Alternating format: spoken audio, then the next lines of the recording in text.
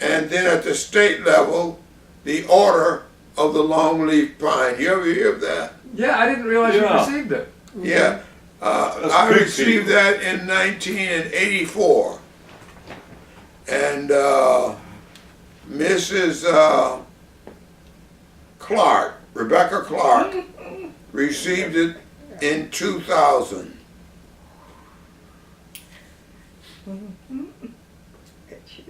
Fine lady, yeah. I didn't know that. Well, and the thing is, I don't view it as work. I find it as an opportunity to try new things. It's rewarding to me. I've never reviewed organizing people as work, because you build such relationships.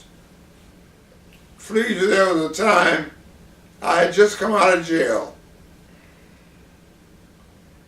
and we had a meeting with my cold beer and stuff.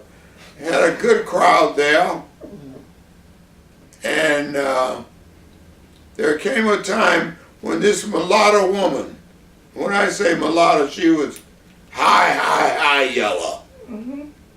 She is about, again, my senior, probably 20 years.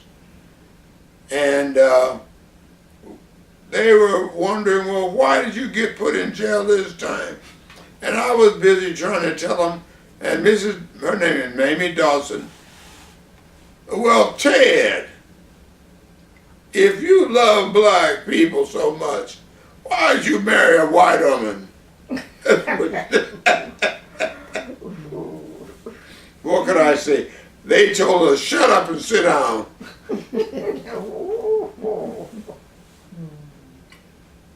Yeah. Yeah.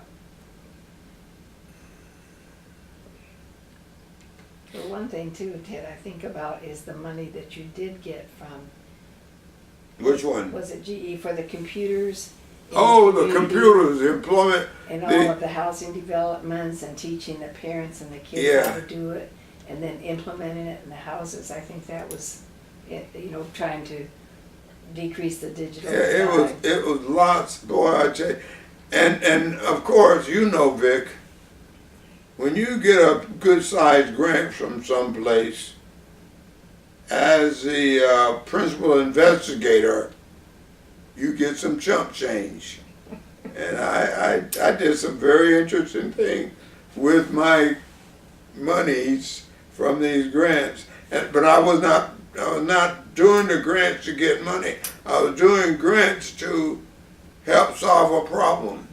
And I just had the gift of being able to tell those people what they wanted to hear, that's all.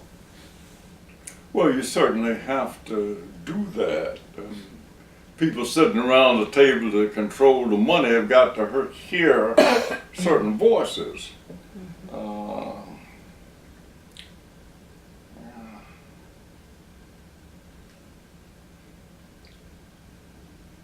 Those were the good old days. Well, I hope they're not gone. John, you're 90 years old, come on. Yeah, well, I can't do it, but I think inspired young people, when they realize it can be done, it has been done, that it will matter. And I think there is a gap between the theoretical platforms that we learn about and the ones that we think should be modified, and that that younger practitioners should know it's not a cakewalk. And you do have to take risks, and you have to stay focused on things that really matter. And you have to be a long distance runner. Rome was not built in a day, and if you take on a challenge, don't be surprised in 5 years, if you're doing well, 5 years, 10 years go by. It takes time to make some of these things come about. But stuff Ted did in Boston was not imagined by the agencies that had assumed primary responsibility for the promotion of community interest. Just the way it was.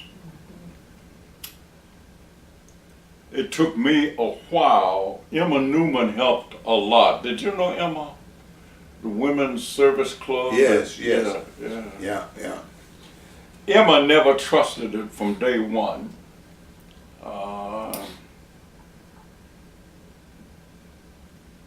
Who was the woman who started the first school of social work at the University of Chicago?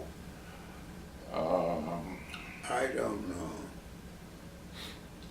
Anyway, Emma Newman was in that class of about 10 women at the University of Chicago in 1915.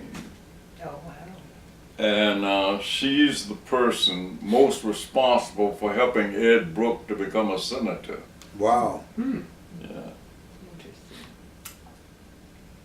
And I'm the guy who was responsible for Marion Barry becoming mayor of Washington. I sure am. Really? Yes. I was doing some little organizing up there in Washington and trying to, again, focus on teenagers at that time and young men and women. Well, I had heard Marion, who was part of SNCC, give a talk one time, and I said, now that's the guy we need to have come to Washington, D.C. to help cool these hotheads down. Brought him up there, gave him a good job, and tell you what, he's a good organizer. He was able to start something called Pride Incorporated.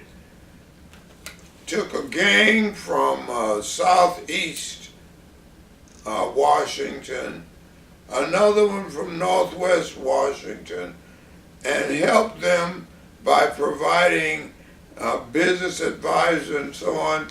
And I had $3 million at that time from HEW. And we were able to get some of these groups engaged in businesses. One of them started a nightclub for teenagers, no alcohol allowed. Another one started a rodent and pest control program. And Pride Incorporated became widely known, and Marion was given a lot of credit for it because he had the rap on him. And we would go to the universities and other places to speak. Now, I'm the one who's written up the darn stuff, but Marion could tell about him and they loved him. And of course, you know that he did some stupid things. Yes, we do. Very stupid things. And just before he passed away, I'd written him a letter. I don't know whether he ever saw it before he died, to tell him how he had taken a good thing and ruined it because of his shenanigans. But I take the blame for getting Marion to D.C. He did some great things in terms of jobs and job programs and things like that. But he messed it all up just because he got on crack. And that woman set him up. But he allowed himself to be set up. And I think he knew that. It was too late. Yeah, much too late. Well, Victor, what do you think? Well, I think this is fascinating, frankly. I think this will be very valuable. Do you want to do, I can stop it and we can start again and do kind of a little bit of a biography and how you got to... Well, there is another piece I'd like to talk about, but I would like to do it with Anita Holmes. I called her actually to see if she could come. Oh, She's in okay. Atlanta. And, but we're, God, I guess we've been working together for 30 years. And are generally in agreement with much of what we did. Wake Forest Divinity School has adapted a good bit of the model. But for so many years, the church was the only structured organization that black people had. I don't know when my father started school, but it was like 1905 or 6. And on Sunday it was a church, but Monday, Tuesday, Wednesday, Thursday, and Friday they had a literate preacher who taught school. And that's how he began. There were no school buses, none of that. So, Well, we can certainly set up another session with Anita. okay, And I'll be and talking what, with her. as I say, with Anita, and talk about ways that, not necessarily because we were health educators, but because we had a deep understanding of the African American church. So why go out here and try to establish a whole new thing when you've got an organization called a health committee that the sisters are related to making work? And there's a woman in my church that's been running a health and fitness group for 35 years as a volunteer. And a similar thing in other churches I could talk about, where they substitute what they consider their ministry in the church becomes something that can impact family life, the individual life of a person. And I don't think we've quite created the pathways that we need to.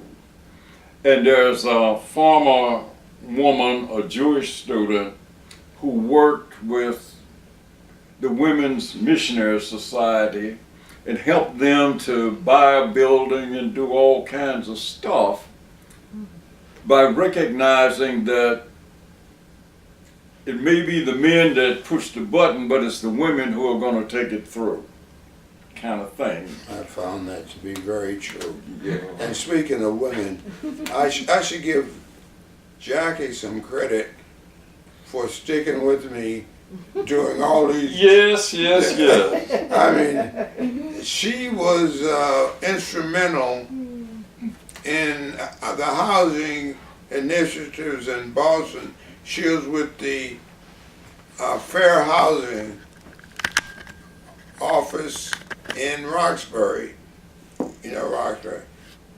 And she pretended sometimes to be an applicant for an apartment where they were going to, you know, test whether racism was taking place. And she did that. Really? I did. In Washington DC too. And in Washington. Yeah. It was Fair Housing Interesting. Incorporated. Yeah. But we also organized tenants because there was rent withholding in Boston in the housing court, and coordinated with Harvard law students who helped to go to court. We would go to court, and the tenant could go and withhold their rent legally because the landlords were not, you know, fixing up the houses. So that was quite a good effort. That's another story. Yeah. Wow. Well, Victor, what I would hope could happen at some level would be an academic critique of the processes involved in modifying the practice of community organization and health education through some of the things that Ted has done and that I have done in particular with the church. money becomes important. It sure does. I was able to talk, what was the rich people in Durham, who was a Duke endowment people, and some other rich family, to get them to start supporting the General Baptist State Convention health project. And that was so critical because later on we got about $1 million from Kellogg Foundation. And Kellogg says, well, we probably wouldn't have done it unless we saw a foundation from North Carolina that was willing to do that. And so we developed, a decent relationship over the years. Guy Stewart